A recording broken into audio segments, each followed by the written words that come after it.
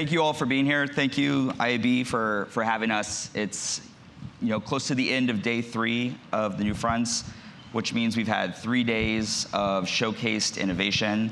And it's amazing to see all the progress and all the work that we're doing collectively as an industry.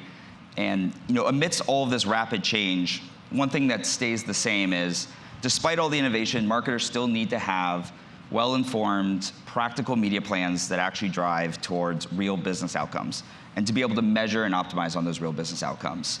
And so we felt at TripleLift, this is our first NewFronts, that it would be valuable to contribute to the conversation by sharing the stage with industry leaders who are putting this innovation into practice, and to apply some practical context to how these innovations are being used and what's actually happening. So for those of you that don't know TripleLift, we are the go-to creative tech SSP for ad innovation and programmatic performance.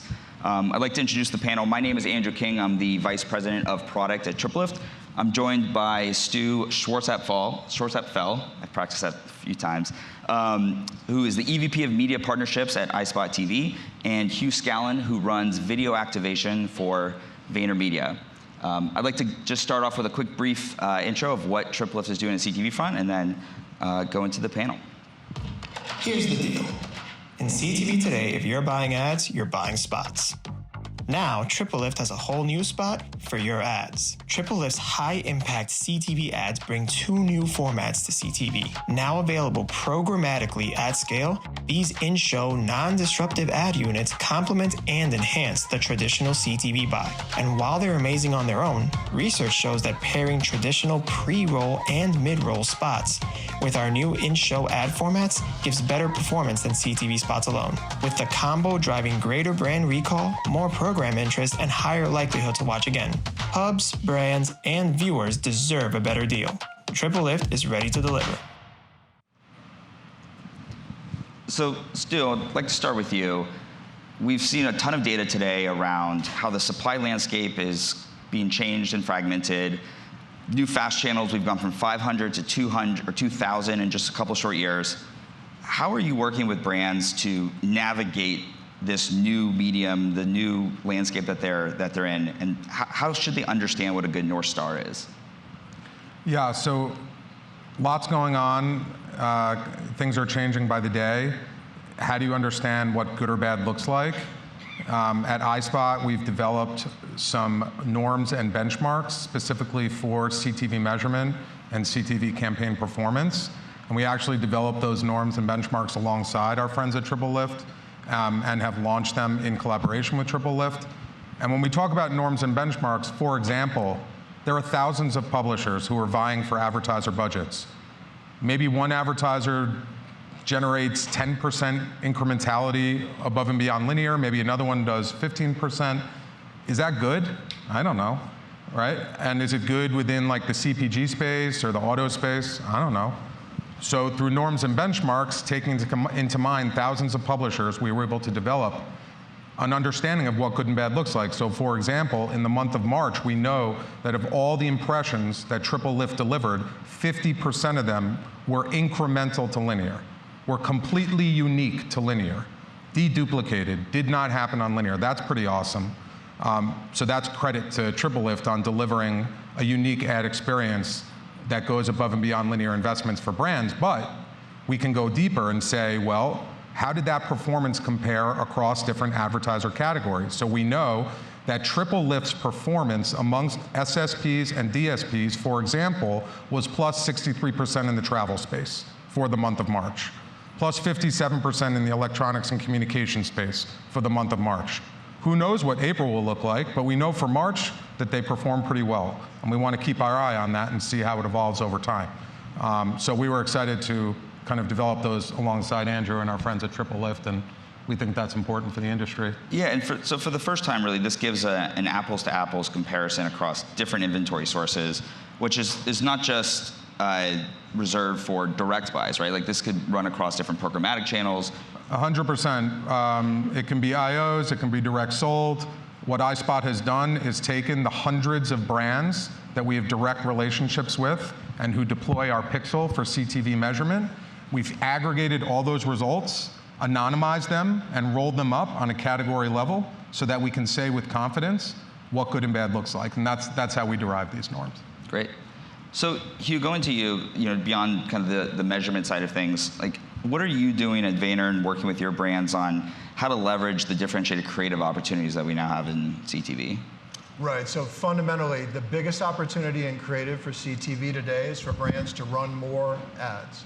Say that again, the biggest opportunity in CTV today is to produce more creative and run more creative. Now that may sound sacrilegious, I totally respect the media math behind it, but if you think about it, the optionality exists to do interactive CTV at scale. Just from the presentation you had earlier, the data and the technology are there to run many more ads than we've run before for a brand campaign. Secondarily, VaynerMedia, it's a social media agency fundamentally. The panel beforehand, those are our people, right? We believe that the algorithm, TikTok Shorts, Reels, Spotlight, go down the list, everybody that was on the previous panel, if the algorithm says the video is working, that means you found right. You should be able to take those, organic and paid, and bridge those, syndicate those to streaming, and surgically amplify and re-bridge those to linear TV. So we think you can run more creative by using your influencer, using your interactive CTV, and bringing your organic social up into streaming so that the brand has the ability to do more. And then secondarily, shout out to David Cohen. One of the things, David, you said earlier this morning was, shame on us if we're running the same TVC in linear as we are in streaming with all this data and technology at our fingertips. The form factor is certainly different in CTV than social. We don't get all the feedback loop, but thanks to what you all are doing at iSpot, you have the opportunity, you have the optionality and the interoperability of video to test more. If you have tens of millions of impressions per quarter, run more A/B tests and work around the form factor to see what's working and to create more unlocks for your brand partners. So we talked about incremental reach, but really the power in testing and optimizing these creative formats is to also start to drive lower funnel performance. Can you talk a little bit about the funnel and how you think about that from a creative standpoint, not just running the ads to get reach, but also from an effectiveness perspective? Yeah, 100%. We really talk about modern comms planning, modern video for modern living rooms through the full funnel.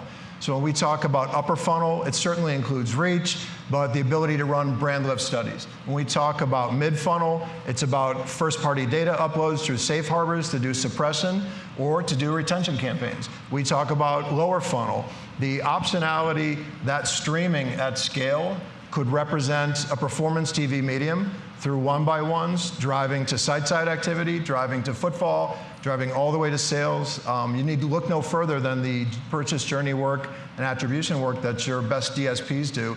So we talk about streaming and CTV as a full funnel medium so that brands feel that my 15-second, the power of sight, sound, and motion, and I've produced a lot of TV commercials, it isn't only for reach. We can do interactive CTV mid-funnel. We can do a tremendous amount of work to prove outcomes at the lower funnel. And I think that that creates unfair competitive advantages for the brands that step up, whether it's working through TripleLift or iSpot. It's all about orchestration. The tools are all there. It's up to you to step up and use them. Awesome.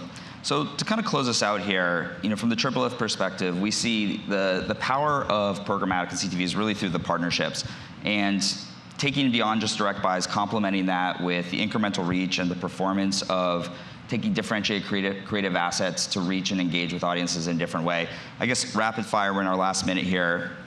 Looking forward, next year, what's one thing that you think is going to emerge as an industry trend or something that's forefront finish out the year here? I don't know if it'll be next year, but I think the day is coming soon when instead of saying what % of a brand investment was incremental to linear, where you switch it and say what % of investment was incremental to digital, you know what I mean? But yeah, where we turn that kind of on its head, I think that's coming at some point.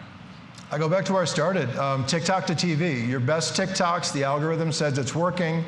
You can syndicate those through TripleLift to Roku, open up the aperture on your creative product, and then use the data that's available to check outcomes. I think we're going to see massive viral TikToks show up all over, your airwaves, so to speak. Yeah.